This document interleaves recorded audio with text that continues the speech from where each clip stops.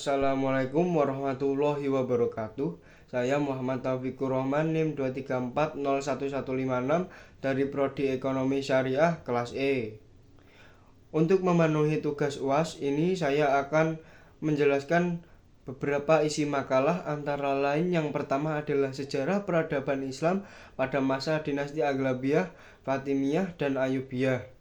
Yang kedua adalah perang salib dan invasi Mongol. Yang ketiga adalah sejarah peradaban Islam masa Daulah Mughal India. Yang keempat adalah sejarah peradaban Islam di masa kerajaan Safawiyah di Persia, Iran.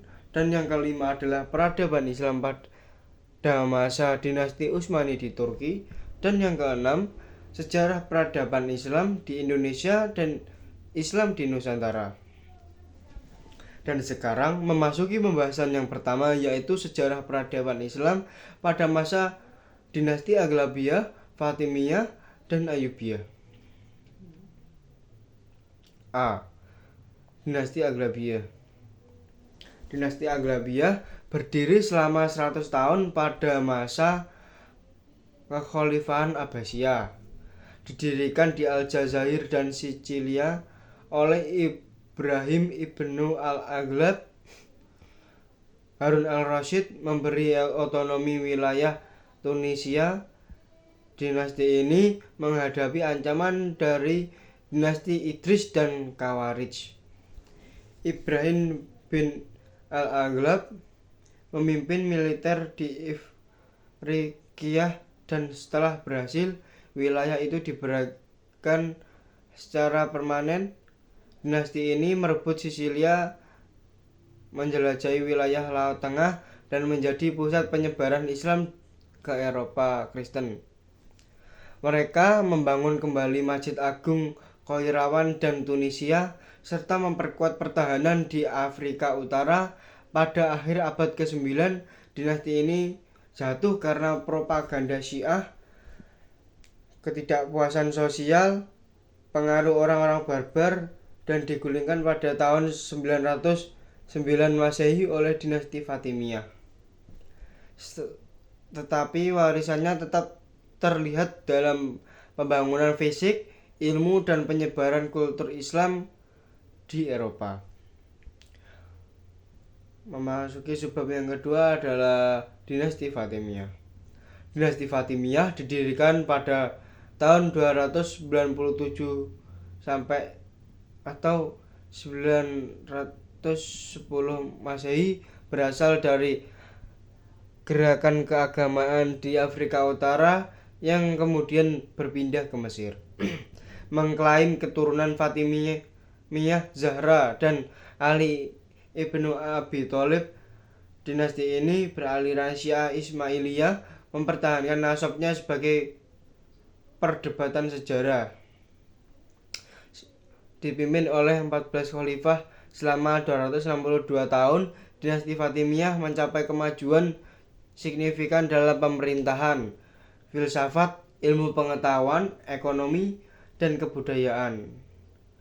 Namun juga terjadi kemunduran atau kehancuran, dan ada beberapa faktor internal seperti kelemahan pemerintahan, perpecahan di militer, dan kehidupan mewah khalifah, serta faktor eksternal seperti invasi tentara salib menyebabkan kemunduran dinasti ini. Salahuddin al-Ayyubi menurunkan khalifah terakhir pada tahun 1171 Masehi, membentuk dinasti Ayyubi, dan meninggalkan peninggalan bersejarah seperti Universitas Al-Azhar dan Dar al-Hikmah. Memasuki bab yang ketiga adalah dinasti Ayyubiyah. Dinasti Ayyubiyah didirikan oleh Salahuddin al-Ayyub, berkuasa hingga 1429 Masehi. Salahuddin menyatukan tentara Turki, Kurdi, dan Arab dalam perang salib, menggantikan pamannya Shirkuh. Meskipun mempertahankan lembaga dinasti Fatimiyah, Salahuddin beralih ke agamanya menjadi Sunni. Menaklukkan Mesir 1171, mengubah mazhab hukum ke Hanafi, Salahuddin ekspansi ke Mesir, Yaman, dan Syria dan memperkuat militer dan ekonomi, membangun pertahanan Kairo dan merebut Yerusalem 1187 Masehi. Setelah wafatnya Salahuddin 1193, saudaranya Malik al-Adil dan Al-Kamil mewarisi pemerintahan. Pusat pemerintahan beralih dan di bawah Al-Kamil, Yerusalem dikembalikan pada 1229 Masehi. Kemunduran dimulai setelah kematian Al-Kamil 1238 Masehi dengan pertentangan internal dan pemberontakan Mamluk dan Turki di Mesir. Dinasti Ayyubiyah runtuh dan digantikan oleh dinasti Mamluk. Dinasti Ayyubiyah mencapai kemajuan di arsitektur, pendidikan, filsafat, ilmu pengetahuan, industri, perdagangan, dan militer. Dan juga meninggalkan warisan berupa madrasah, rumah sakit, teknologi canggih, dan pengaruh positif. Memasuki pembahasan isi makalah yang kedua adalah Perang Salib dan Invasi Mongol. A. Pengertian Perang Salib. Perang Salib adalah gerakan umat Kristen di Eropa yang terjadi secara berulang dari abad ke-11 hingga abad ke-13. Ini terjadi sebagai tanggapan dunia Kristen di Eropa terhadap dunia Islam di Asia, yang sejak tahun 632 Masehi dianggap sebagai pihak penyerang di Syria dan Asia Kecil serta di Spanyol dan Sisilia. Dikenal sebagai Perang Salib karena militer Kristen mengenakan salib, lencana, dan panji-panji sebagai simbol yang menyatukan mereka untuk menunjukkan bahwa mereka berperang dalam perang suci dengan tujuan membebaskan Baitul Maqdis atau Yerusalem dari orang Islam dan membangun gereja dan kerajaan Latin di timur. Perang Salib berakhir ketika politik dan agama Eropa selama Renaissance berubah drastis. Perang Salib sebenarnya bukan tentang perang agama, itu tentang memperoleh kekuasaan di daerah. B. Proses berlangsungnya Perang Salib. Menurut beberapa sumber, Perang Salib atau Perang Suci terjadi antara tahun 1096 dan 1291 Masehi. Perang Salib berlangsung hampir 2 abad dari waktu yang begitu lama. Kita dapat membayangkan beberapa banyak korban yang dialami kedua belah pihak. Global disebut sebagai 3 periode. Berdasarkan durasi Perang Salib, yang pertama adalah periode pertama disebut periode penaklukan umat Kristiani yang berlangsung dari tahun 1096 sampai 1144 Masehi. Periode kedua disebut sebagai periode reaksi umat Islam yang berlangsung pada tahun 1144 sampai 1192 Masehi. Periode ketiga disebut sebagai periode kehancuran pasukan salib yang berlangsung dari tahun 1192 sampai 1291 Masehi. Selanjutnya menjelaskan tentang kondisi Islam sebelum dan sesudah Perang Salib. Sebelum Perang Salib, ekonomi Islam berkembang pesat di beberapa wilayah yang dikuasai oleh Islam, seperti Timur Tengah, Afrika Utara, Spanyol, dan Asia Tengah. Beberapa faktor yang mendorong perkembangan ini antara lain yang pertama adalah sistem perdagangan yang maju, kedua adalah kebebasan berdagang, yang ketiga adalah kemajuan industri, dan yang keempat adalah sistem perbankan dan keuangan, yang kelima adalah pertanian yang produktif, dan yang keenam adalah jaringan yang luas. Yang ketujuh adalah pemerintah yang adil. 8 adalah meningkatnya pendidikan. Kesembilan adalah sistem peradilan yang adil. Kondisi setelah Perang Salib. Ekonomi Islam mengalami banyak perubahan dan kesulitan setelah Perang Salib. Berikut adalah beberapa faktor yang mempengaruhi ekonomi Islam setelah Perang Salib. Yang pertama adalah kerusakan infrastruktur dan industri. Yang kedua adalah pengaruh ekonomi Barat. Yang ketiga adalah kemajuan dalam perdagangan internasional. Yang keempat adalah perkembangan sistem keuangan Islam. Yang kelima adalah revitalisasi perdagangan. Yang keenam adalah pembangunan infrastruktur. Yang ketujuh adalah kebijakan perdagangan dan industri. Yang kedelapan adalah kekayaan sumber daya alam. Yang kesembilan adalah revitalisasi ilmu pengetahuan dan teknologi. Dan yang kesepuluh adalah peran pasar modal. Lanjut, untuk asal-usul bangsa Mongol. Bangsa Mongol berasal dari padang rumput Asia Tengah, yaitu suku nomad dengan kehidupan gembalaan atau pengembala. Genghis Khan menyatukan suku Mongol pada tahun abad ke-12 membentuk kerajaan besar. Pemerintahan Genghis Khan dan cucunya Hulagu Khan membawa kemajuan di bidang hukum dan militer.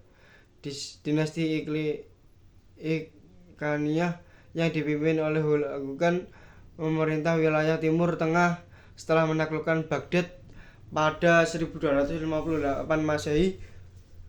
Penguasa-penguasa Mongol memainkan peran kunci dalam sejarah dan budaya Asia dan Timur Tengah.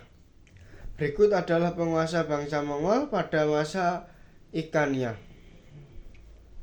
Yang pertama adalah Hulagu Khan, yang kedua adalah Abaqo Khan, yang ketiga adalah Tagudar Khan, yang keempat adalah Arghun Khan, yang kelima adalah Gai Katu, yang keenam adalah Baidu, yang ketujuh adalah Ghozan Khan, yang kedelapan adalah Al-Jaitu, yang kesembilan adalah Abu Said.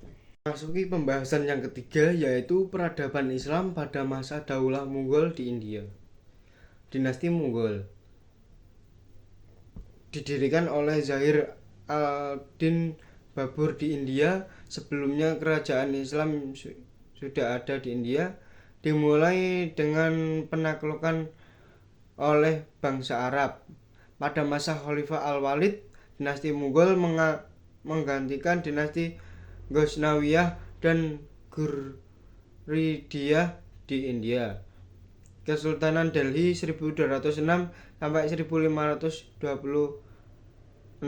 Masehi juga berkuasa. Sebelumnya muncul dinasti Mughal. Pak Babur menaklukkan India pada 1526 setelah mengalahkan pasukan Ibrahim Lodi di Panipat. Berikutnya tokoh-tokoh pemimpin dinasti Mughal termasuk Babur, Humayun, Akbar, Jahangir, Shah Jahan, dan Aurangzeb. Puncak kejayaan Mughal terjadi di bawah 4 sultan berturut-turut. Yang pertama adalah Akbar, yang kedua adalah Jahangir, yang ketiga adalah Shah Jahan, dan Aurangzeb. Akbar dikenal dengan politik toleransinya, sementara kemajuan dalam pengetahuan, seni, dan budaya juga terjadi. Ekonomi Mughal berkembang memanfaatkan hasil pertanian dan kerajinan serta ekspor ke berbagai negara. Namun, kemunduran dinasti Mughal dimulai dengan banyak faktor. Faktor internal dan eksternal. Yang pertama adalah faktor internal meliputi ketidakjelasan suksesi. Yang kedua adalah pewaris tahta yang lemah. Yang ketiga adalah gaya hidup mewah dan boros. elit penguasa, dan kebijakan puritanisme dan pemaksaan ajaran Syiah. Dan faktor eksternalnya adalah melibatkan pemberontakan oleh masyarakat Hindu dan Sikh dan serangan dari luar oleh Nadir Shah dan Ahmad Durrani serta campur tangan Inggris, terutama East India Company atau AAC. Pada masa kemunduran terjadi disintegrasi wilayah dan kekuatan lokal menguat. Sultan-sultan Mughal setelah Aurangzeb tidak mampu mengendalikan wilayah secara efektif dan pada tahun 1858 Masehi, setelah pemberontakan India 1857 dan sampai 1858, kekuasaan Mughal berakhir ketika Bahadur Shah II diasingkan oleh Inggris. Dinasti Mughal yang pernah besar kini menghadapi kehancuran. Lanjut ke pembahasan yang keempat, yaitu sejarah peradaban Islam masa kerajaan Safawiyah di Persia Iran. Asal-usul kerajaan Safawiyah. Kerajaan Safawiyah di Persia berkuasa antara tahun 1502 sampai 1722 Masehi. Kerajaan Safawiyah merupakan kerajaan Islam di Persia yang cukup besar. Awalnya kerajaan Safawiyah berasal dari sebuah gerakan tarekat yang terdiri di Ardabil, sebuah kota di Azerbaijan. Tarekat ini diberi nama Tarekat Safawiyah yang diambil dari nama pendirinya, yaitu Syafi ad-Din, dan nama Safawi itu terus Safawi dipertahankan sampai tarekat ini menjadi gerakan politik. Bahkan nama itu terus dilestarikan setelah gerakan ini berhasil mendirikan kerajaan, yakni Kerajaan Safawiyah. Memasuki subbab yang kedua adalah kemajuan pemerintahan Kerajaan Safawiyah. Selama Kerajaan Safawiyah berkuasa di Persia Iran di sekitar abad ke-16 dan ke-17 Masehi, masa kemajuan hanya ada di dua tangan sultan, yaitu yang pertama adalah Ismail I dengan puncak kejayaannya pada masa 1501 sampai 1524 Masehi, dan Sultan Abbas I 1558 sampai 1622 Masehi. Memasuki sebab yang ke-C adalah perkembangan dan peradaban masa kerajaan Safawiyah. Bidang ilmu pengetahuan. Dalam sejarah Islam, bangsa Persia dikenal sebagai bangsa yang berperadaban tinggi dan berjasa dengan mengembangkan ilmu pengetahuan. Poin B adalah bidang keagamaan. Pada masa Abbas, kebijakan keagamaan tidak lagi seperti masa khalifah-khalifah sebelumnya yang senantiasa memaksakan agar Syiah menjadi agama negara, tetapi ia menanamkan sikap toleransi. Yang C adalah bidang ekonomi. Stabilitas politik kerajaan Safawi pada masa Abbas I ternyata telah memacu perkembangan perekonomian Safawi, terlebih setelah kepulauan Hormuz dikuasai dan pelabuhan Gumrun diubah menjadi Banda Abbas. Kerajaan Safawi juga mengalami kemajuan di sektor pertanian, terutama di daerah Bulan Sabit, Subur. Memasuki poin 4 atau D adalah bidang kesenian. Kerajaan Safawi mengalami kemajuan yang sangat pesat dalam bidang seni, antara lain dalam bidang kerajinan tangan, keramik, karpet, permadani, pakaian, dan tenunan, mode, tembikar, dan benda seni lainnya. Poin yang kelima adalah bidang arsitektur. Penguasa kerajaan Safawi telah berhasil menciptakan Isfahan, ibu kota kerajaan, menjadi kota yang sangat indah. Di kota Isfahan terdiri bangunan-bangunan besar dengan arsitektur bernilai tinggi dan indah seperti masjid, rumah sakit, sekolah, jembatan raksasa di atas Zenderut, dan istana Cihil Sutun. Yang keenam adalah bidang tarekat. Cikal bakal kerajaan Safawi adalah gerakan sufistik, yaitu gerakan tarekat. Oleh karena itu kemajuan di bidang tarekat pun cukup maju. Memasuki subbab yang keempat adalah kondisi politik dan sosial kerajaan Safawiyah. Keadaan politik dan pada masa Safawi mulai bangkit kembali setelah Abbas I naik tahta pada tahun 1587 dan menata administrasi negara dengan cara yang lebih baik. Kondisi memprihatinkan kerajaan Safawi bisa diatasi setelah Raja Safawi kelima Abbas I naik tahta. Ia memerintah dari tahun 1587 sampai 1629.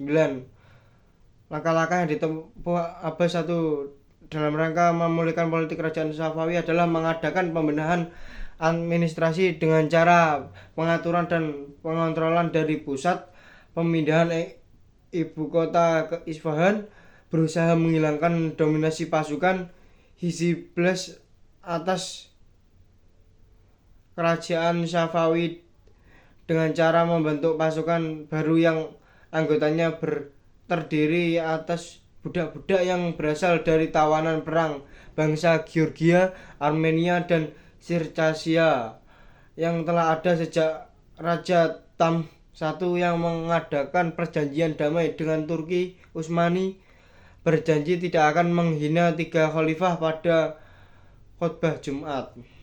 Memasuki subbab yang kelima atau yang kemunduran pemerintahan dan faktor-faktornya. Pada masa sultan-sultan kerajaan Safawiyah mengalami kemunduran yang membawa dan pada kehancuran. Seperti Safir Mirza adalah pemimpin yang lemah dan sangat kejam pada pembesar-pembesar kerajaan, sehingga pemerintahannya menurun secara drastis. Faktor-faktor kemunduran kerajaan Safawiyah adalah konflik terus-menerus berkepanjangan dengan Turki Utsmani.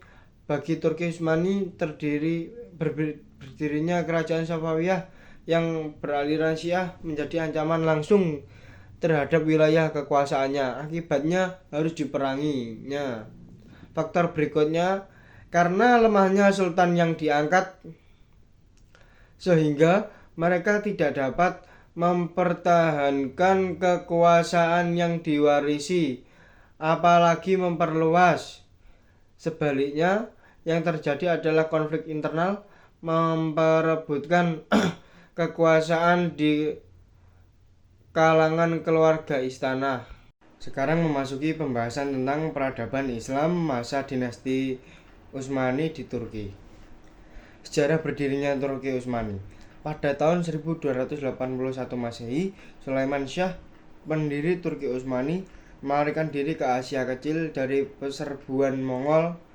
Utsman dan putranya menjadi pemimpin setelah kematian Ertugrul pada 1280.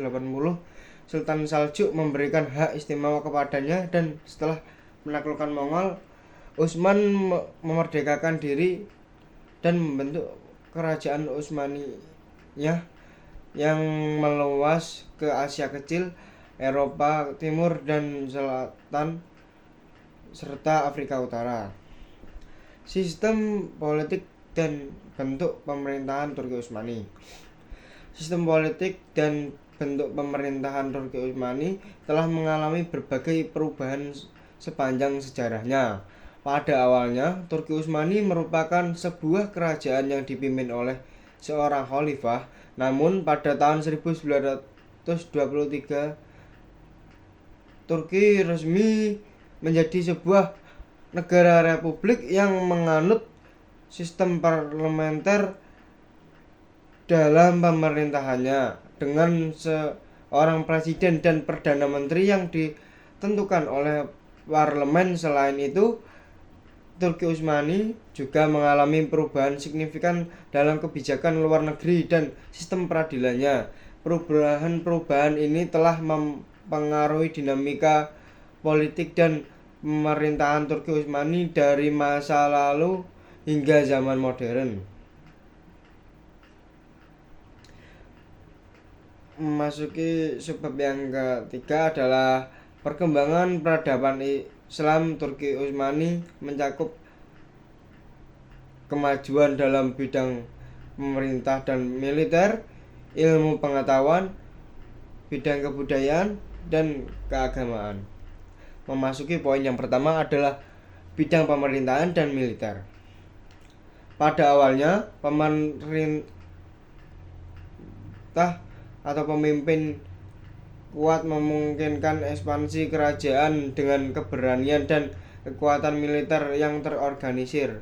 Organisasi militer yang baik dan strategi tempur yang efektif muncul saat terlibat konflik dengan Eropa. Pembaruan militer oleh Orkan memberikan kontribusi signifikan pada kemajuan militer Turki Utsmani. Memasuki poin yang kedua adalah bidang ilmu pengetahuan. Sebagai bangsa yang berdarah militer, Turki Utsmani lebih banyak memfokuskan kegiatan mereka dalam bidang kemiliteran. Sementara dalam bidang ilmu pengetahuan, mereka terlihat tidak unggul. Karena itulah, dalam khasanah intelektual, Islam tidak menemukan ilmuwan terkemuka di Turki Utsmani. Memasuki poin yang ketiga adalah bidang kebudayaan. Dinasti Utsmani di Turki telah membawa peradaban Islam menuju peradaban yang cukup maju pada zaman kejayaannya dan melahirkan tokoh-tokoh penting dalam bidang sastra prosa. Kerajaan Turki Utsmani melahirkan dua tokoh terkemukanya, yaitu Mustafa bin Abdullah yang dikenal dengan Khatib Çelebi. Ia menulis buku bergambar dalam karya terbesarnya Kasyif Az-Zunun fi Asmani al-Kutub wa al-Funun. Memasuki poin yang keempat, yaitu bidang keagamaan. Kehidupan keagamaan pada masyarakat Turki Utsmani mengalami kemajuan. Termasuk dalam hal ini adalah kehidupan tarekat. Tarekat yang berkembang ialah tarekat Bektashi dan tarekat Maulawi. Kedua tarekat ini banyak dianut oleh kalangan sipil dan militer. Kajian mengenai ilmu-ilmu keagamaan Islam seperti fikih, ilmu kalam, ilmu tafsir, dan hadis boleh dikatakan tidak mengalami perkembangan yang berarti. Para penguasa lebih cenderung untuk menegakkan satu faham atau madhab keagamaan dan menekan madhab lainnya. Sultan Abdul Hamid misalnya begitu fanatik terhadap aliran Al-Asyriyah. Memasuki sebab yang kelima, yaitu kemunduran Turki Utsmani. Setelah Sultan Sulaiman Al-Qanun wafat, kerajaan Turki Utsmani mulai memasuki kemunduran. Akan tetapi, sebagai sebuah kerajaan yang sangat besar dan kuat, kemunduran Turki Utsmani terjadi secara perlahan-lahan. Hal ini disebabkan karena banyaknya kekacauan yang terjadi, di antaranya perebutan kekuasaan. Selain itu, para pengganti Sultan Sulaiman Al-Qanun sebagai yang besar orang-orang yang lemah, mempunyai sifat dan kepribadian yang buruk, dan melemahnya semangat perjuangan prajurit Utsmani yang mengakibatkan kekalahan dalam menghadapi beberapa peperangan. Adapun faktor lain yang menyebabkan kerajaan Turki Utsmani mengalami kemunduran, yaitu diantaranya adalah: 1. Wilayah kekuasaan yang sangat luas. Kedua adalah heterogenitas penduduk. Yang ketiga adalah kelemahan para penguasa. Yang keempat adalah budaya pungli. Kelima adalah pemberontakan tentara Janissary. Yang keenam adalah merosotnya ekonomi. Yang ketujuh adalah terjadinya stagnasi dalam lapangan ilmu dan pengetahuan teknologi. Dan yang terakhir, saya akan menyampaikan tentang sejarah peradaban Islam di Indonesia dan Islam di Nusantara. Sejarah masuknya Islam di Indonesia, di sini terdapat beberapa teori yang menjelaskan, yaitu teori Mekah, teori Gujarat, teori Persia, dan teori Cina. Dan di sini saya akan menjelaskan satu persatu. Yaitu yang pertama adalah teori Mekah. Teori Mekah mengatakan bahwa proses masuknya Islam di Indonesia adalah langsung dari Mekah atau Arab. Proses ini berlangsung pada abad pertama Hijriyah atau abad ke-7 Masehi. Tokoh yang memperkenalkan teori ini adalah Haji Abdul Karim Amrullah atau Hamka, salah seorang ulama sekaligus sastrawan Indonesia. Yang kedua adalah teori Gujarat, mengatakan bahwa proses kedatangan Islam ke Indonesia berasal dari Gujarat pada abad ke-7 Hijriah atau abad ke-13 Masehi oleh pedagang dari India. Yang ketiga adalah teori Persia, mengatakan bahwa proses kedatangan Islam di Indonesia berasal dari daerah Persia atau Parsi atau sekarang adalah Iran. Pencetus dari teori ini adalah Husain Jajaningrat, sejarawan asal Banten. Dalam memberikan argumentasinya, Husain lebih menitikberatkan analisisnya pada kesamaan budaya dan tradisi yang berkembang antara masyarakat Parsi dan Indonesia.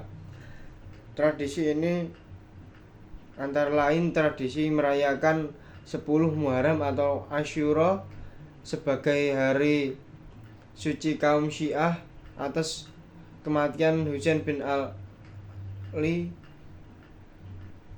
cucu Nabi Muhammad, seperti yang berkembang dalam tradisi tabut di Pariaman di Sumatera Barat. Yang keempat adalah teori Cina, bahwa proses kedatangan Islam di Indonesia, khususnya Jawa, berasal dari para perantau Cina. Orang Cina telah berhubungan dengan masyarakat Indonesia jauh sebelum Islam dikenal di Indonesia. Proses Islamisasi di Indonesia atau di Nusantara merupakan suatu perjalanan sejarah yang panjang dan kompleks. Berikut adalah beberapa poin penting terkait dengan Islamisasi di Nusantara. Yang pertama adalah saluran perdagangan. Melalui saluran perdagangan, pada taraf permulaan saluran Islamisasi adalah perdagangan. Kesibukan lalu lintas perdagangan pada abad ke-7 hingga 16 Masehi membuat perdagangan Muslim, Arab, Persia, dan India turut andil bagian dalam perdagangan dari negeri-negeri bagian barat, tenggara, dan timur benua Asia. Yang kedua adalah melalui saluran pernikahan.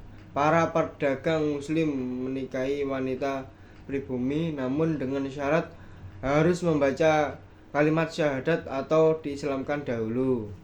Yang ketiga adalah melalui saluran dakwah yang dilakukan oleh mubalik yang berdatangan bersama para pedagang. Para mubalik itu bisa juga para sufi pengembara saluran tasawuf, pengajar-pengajar tasawuf atau para sufi mengajarkan teosofi yang bercampur dengan ajaran yang sudah dikenal luas oleh masyarakat Indonesia.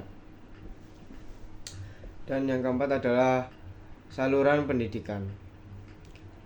Islamisasi juga dilakukan melalui pendidikan, baik pesantren maupun pondok, yang diselenggarakan oleh guru-guru agama, kiai-kiai, dan ulama-ulama. Di pesantren atau pondok itu, calon ulama, guru agama, dan kiai mendapat pendidikan agama. Setelah keluar dari pesantren, mereka pulang ke kampung masing-masing, kemudian berdakwah ke tempat tertentu untuk mengajarkan ajaran agama Islam. Yang kelima adalah saluran kesenian.